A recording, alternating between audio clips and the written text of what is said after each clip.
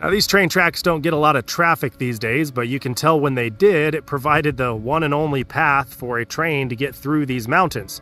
Not a lot of options to turn to the right or the left.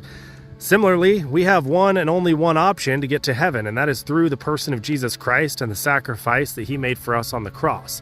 A lot of people don't like to hear that, but first off, you need to understand that heaven is not a destination by which Jesus could be one path to get there, and then Muhammad could be another path, and Buddha could be another path. Jesus is the destination. Heaven is being in the presence of God, in the presence of Jesus, in the eternal state. There's no such thing as heaven without Jesus. Similarly, a lot of people will say, well, I don't want to identify as a Christian, but that doesn't mean I'm against Jesus.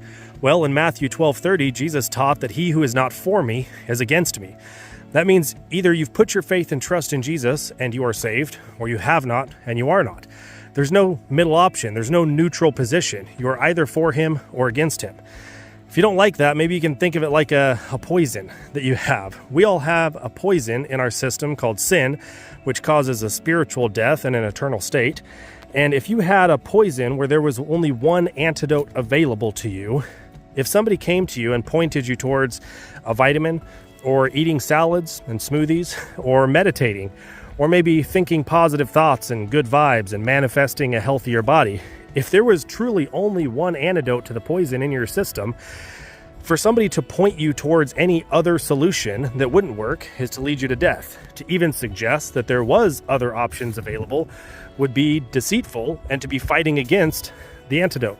So similarly, if Jesus is really our only solution for the spiritual death that we have from sin, then to suggest that there's even any other options for people or to point them in another direction is to be fighting against Jesus, pointing them in an opposite direction of Jesus, who's trying to draw everyone unto himself. So we have one and only one way to get to heaven, people. That is through Jesus Christ.